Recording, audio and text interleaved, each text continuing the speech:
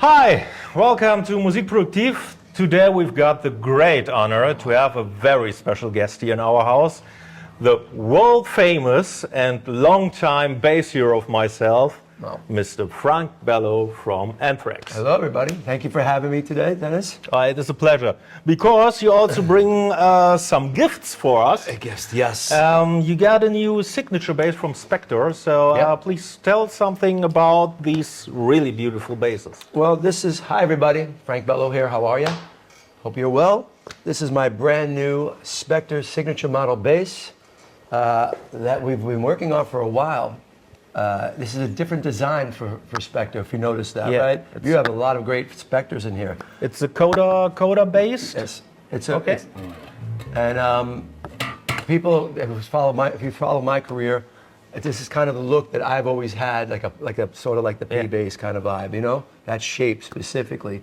And they, when we had the meeting with Spector, I told them what I was looking for. They told me what they were looking for, and for whatever reason that is, it was the same idea. And they said, this is a perfect time. We'd like to do this. So what we have here on the wood is alder wood. I like alder wood because I've been doing this a long time. What I've learned was the heavier woods really hurt my back. If you go on tour, the reality of it all, if you're really going to use them and gig out and play, and if you've seen the Anthrax shows, there's a lot of craziness going on. There's a lot of jumping, and after a while, it really does the thing on the back there. It really hurts your back. So alderwood has great sustain in it. It's not too heavy, the wood, but it's just right. I call it right in the middle. It's right in the middle of being heavy and light, where it has the perfect blend of sustain and warmth. Yeah. There's a great warmth to alderwood that I've always liked. So we made sure we put it in here. Right here, we have and these are my signature model EMG X pickups, which I couldn't be more happier with because they really perform. All passive? Yeah. Oh, no, they're not passive. They're not passive. Okay. So the thing is, I'm so tired. I'm sorry. Just so you know, I put it out why I look like this. I'm hungover. All right. I put that out there. I had to put that in there. So if I am a little loopy, that's why. I need punch when I'm in this band Anthrax, right? So you have the drummer is Charlie Benanti. He has the big kick drums, and Scotty Ian has the big thick guitar sound. Yeah. And the bass can easily get lost. What I need, we really went back and forth on these pickups for a while. I need clarity, I need punch, and I need a bite, like a growl. And so we took a while going back and forth with pickups for the right combination, and we really got it right with these. I mean, I know there's jazz players that use this, so it's not just for metal. I have some country friends who are using these pickups, and a lot of metal people are using these pickups, rock and roll. They're very, very popular, and people are really digging them. So they're my signature model pickups, EMG pickups. Check them out. I made sure they were in this bass, just so when you take this bass out of the box, you can sound exactly the way I intended it to. There's no anything. I just did a clinic last night. Yeah. I just did a clinic last night.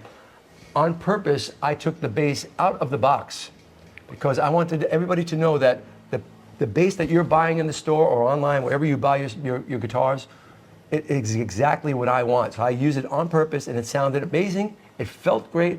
It all worked like it should. Plug in and go out and play. Right? Yeah, absolutely. Because I just can say that is absolutely true. Because today you came with two of these basses, and for me as a seller in this store, when someone came and just want to try out something which we have not on the wall in our warehouse, we just get it from the warehouse to the front, and very often I have to set up the basses from brands we don't talk about right now, and it can take 2-3 minutes, sometimes 15 to 20 minutes. Yeah. This just was, I packed it out of the gig bag and was, hell yeah. That's amazing. Okay. I love that. Yeah. It makes me feel it even really was good. in tune. Yeah, and that's the idea of make it ready to play. Yeah. If you put your name on something, I've been working hard all my life to make sure it's quality. You know, Spector, when you hear the name Spector right off the bat, it's quality. It's higher end, but for a good price. Yes, yeah. We kept this bass at a good price. Yeah, absolutely. Right? So, yeah. so people could actually, a player, young and old, could come in a store and be able to afford this bass or save up, whatever it is, but it's not going to break the bank. But Absolutely, it's yeah. a quality bass. I've used this bass, just so you know. I don't know if you guys have seen the Black Sabbath final, you know, Yeah. at the beginning of the end.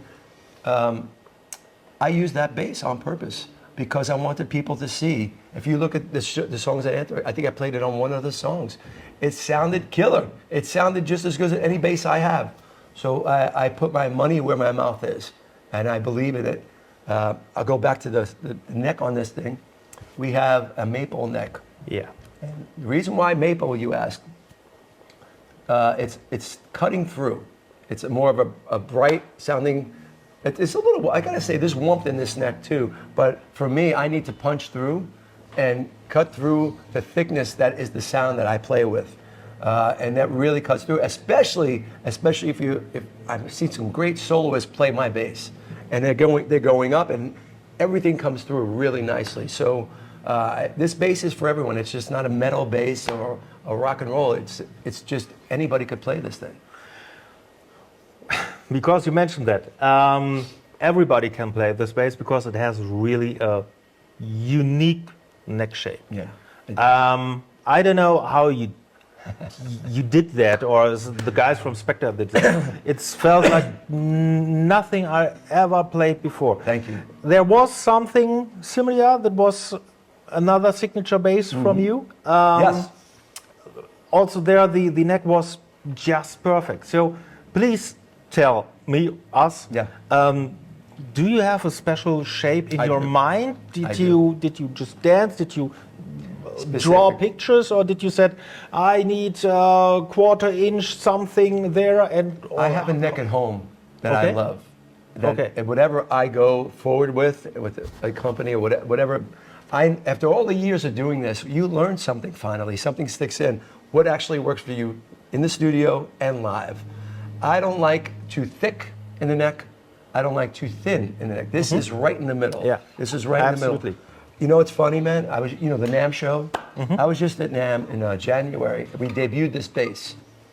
I had name players, some of my friends, Dave Ellison. Yeah. I had Doug Wimbish, some good names that people, great bass players that I wanted their honest opinion. Just come and check this bass out. The first thing you hear from both these guys and the guys after this that just checked it out, the neck. And that for me, man, that was it. When they said that they didn't say anything else first. They said the neck. And that that player, the neck, that kind of thing, that's what I got. And so I agree with what you're saying. I'm very proud of this bass, only because every player that plays this bass is happy. That's the first thing they say. Yeah, it's Yeah. really, really perfect. And then you hear it, and then you hear the sound, and it wins you over. It really Yeah. does.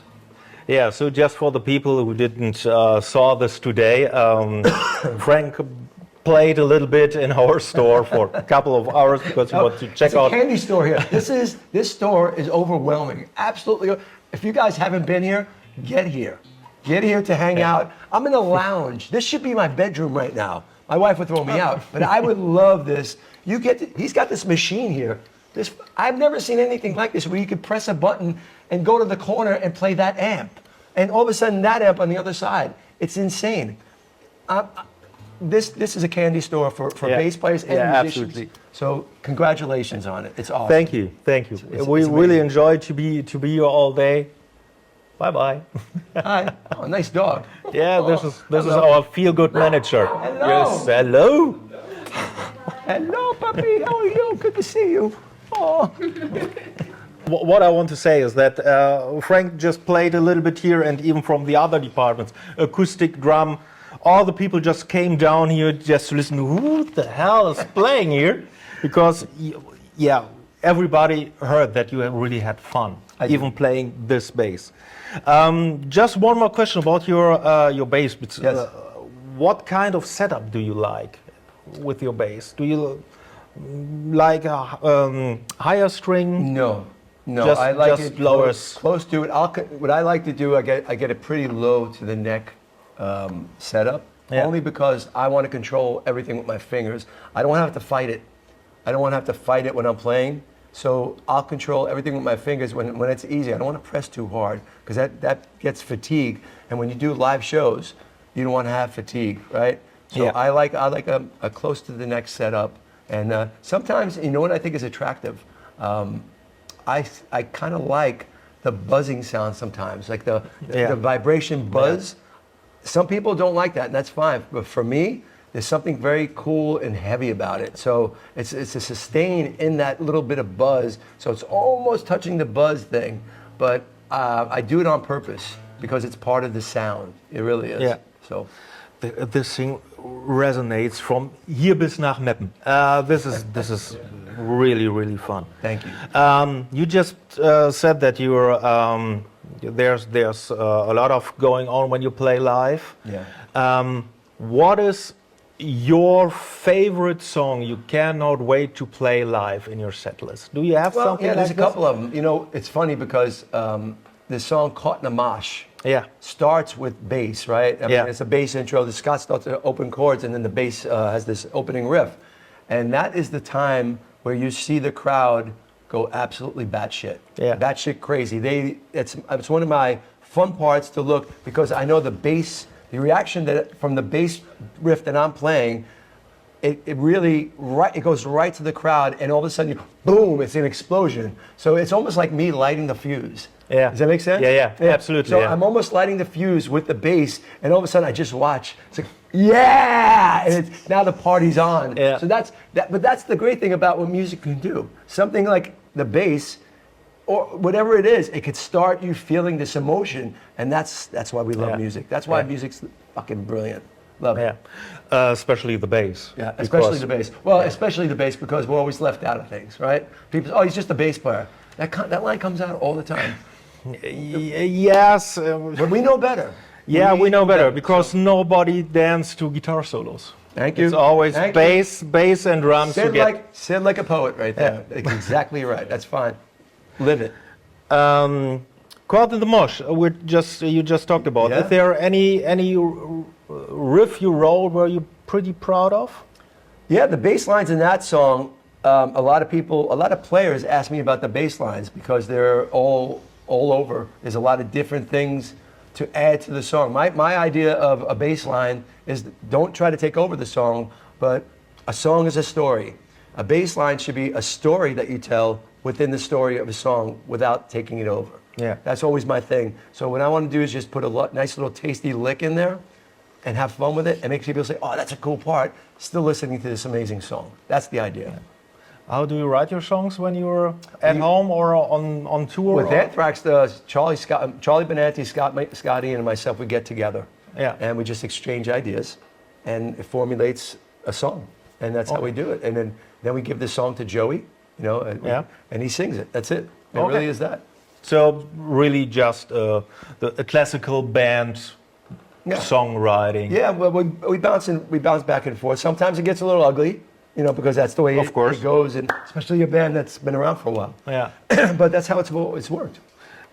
Yeah, and what I have to say about your band is not even that you're around just a couple of Years.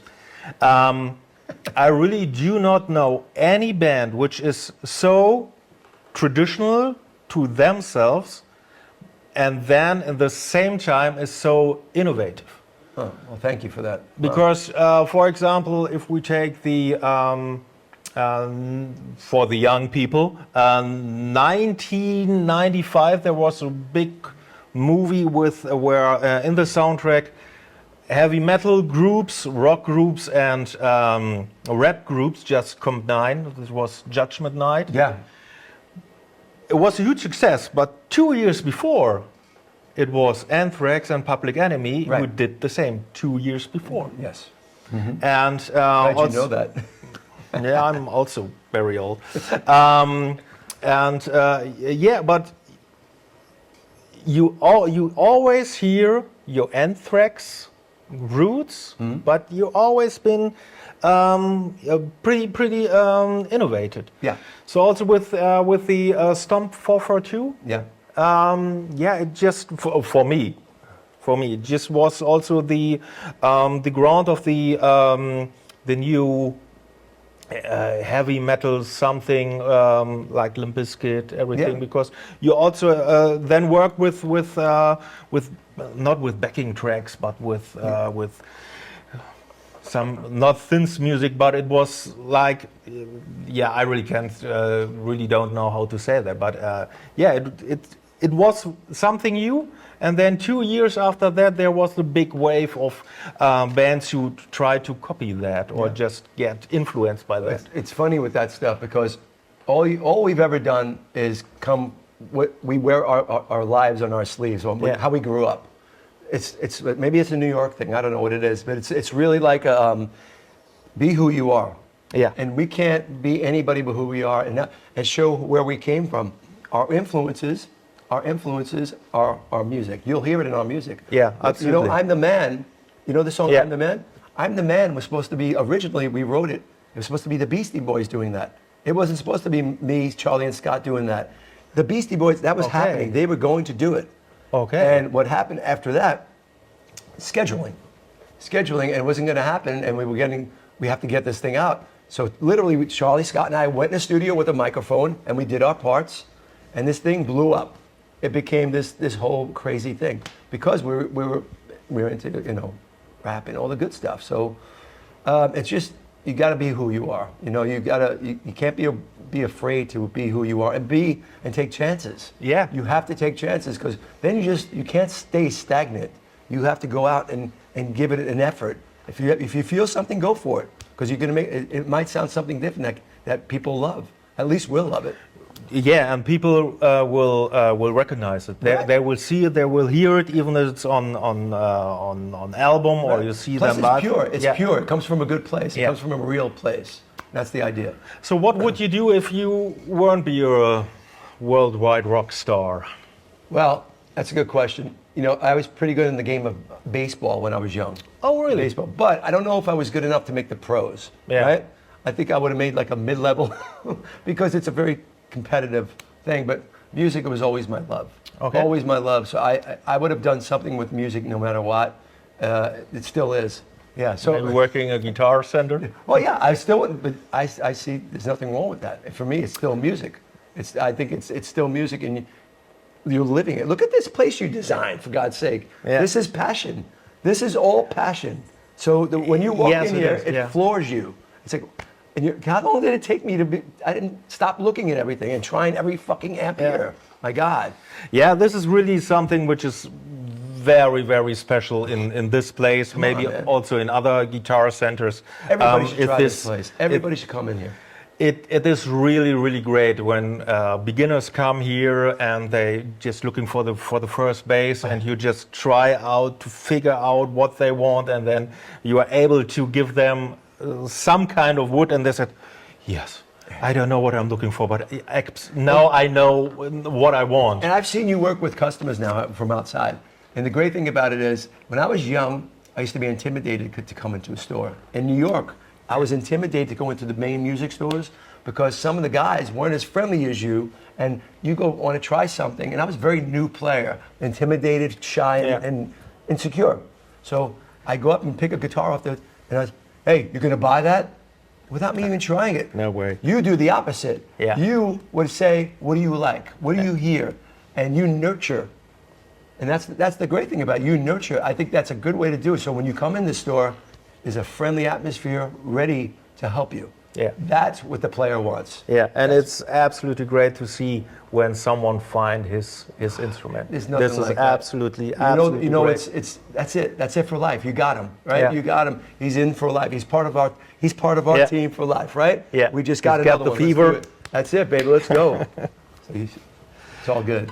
So when you're not on tour and when you're not on clinics with your new signature bass or your signature pedal, Yeah.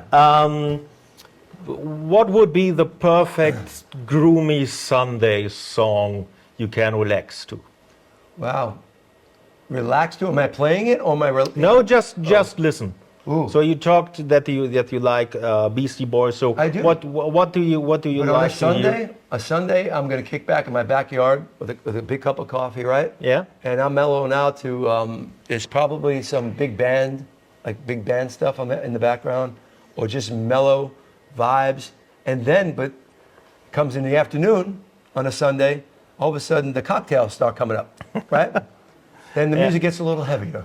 Okay. Right, it gets a little heavier. I'll start with the Zeppelin and stuff like that. Then we go into the Sabbath. Then we go into, it gets heavier and heavier. But, it's all about moods, right? And Yeah. vibes. I create a vibe.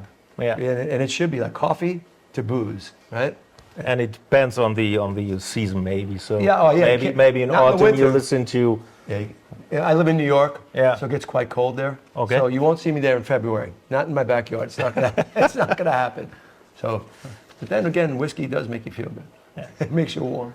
So what will come up next in the world of Frank Bello? We are setting things up to with the new Anthrax, which has been a long time. Yeah. We have a new Anthrax record coming in 2026. Whole new cycle. You'll Okay. see us out in Germany. You'll see us everywhere. It's a full tour. They're planning that now, which is great. We're mixing the record right now. There'll be a first single out before the end of the year, which I'm really excited about. So you'll have new Anthrax before the end of the year.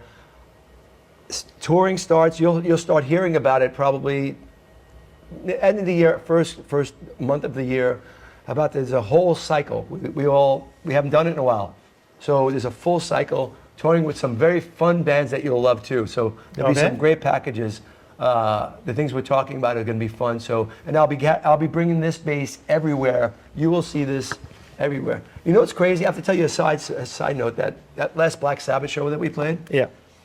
We played the show, and I played this on stage, but then I played in one of those jams groups, those... Tom Morello, Yeah. we all know Tom Morello, got me on one of these jam groups, and I played this song, Believer, remember, from Ozzy Osbourne? It's a bass intro. It's on YouTube, you could look it up. But then I played it with this singer, I don't know if you've ever heard of him, Youngblood. Before the show, I didn't know. My son told me about him. My son was a fan of his. So I go to the show, and we go to rehearsal for we're doing Changes, the Black Sabbath song Changes. Youngblood's going to sing it. And I didn't know Youngblood yet. But all of a sudden, I hear from the background, Frank! Apparently, he's an Anthrax fan. So I didn't know it. I said, dude, and we became instant friends. Instant friends. We clicked. It was awesome. Yeah. And that you see in this YouTube live performance, because I just was blown away. Yeah. I know the name. Yeah. Maybe I saw him 1 or 2 times somewhere, but when I saw and listened to that song, it just was Yeah. 4 minutes. It was one of those moments. Those moments you don't, I didn't expect that. He did it just as great in rehearsal, but when we went on stage and did that, I'm going back to this because I used this bass on it. We went on, and all of a sudden he sings this, and this crowd, which didn't know him, a lot of them didn't know him first. Then he kind of like won them over, where they were singing every word, and then he did that Freddie Mercury thing at the end, where everybody in the stadium had chills. I mean, including me, because the song was over, and then he went out again and sang again a cappella. It's like, wow, what a moment that was. Yeah. What a moment. So after that, I'll get to it. The point is, after that song, not only did it go viral, my first viral, I had no idea what the hell that was. My son said, Dad, you're going viral. Okay, cool.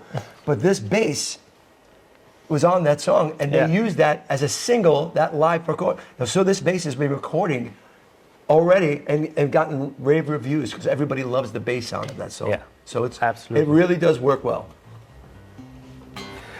Great, great, great.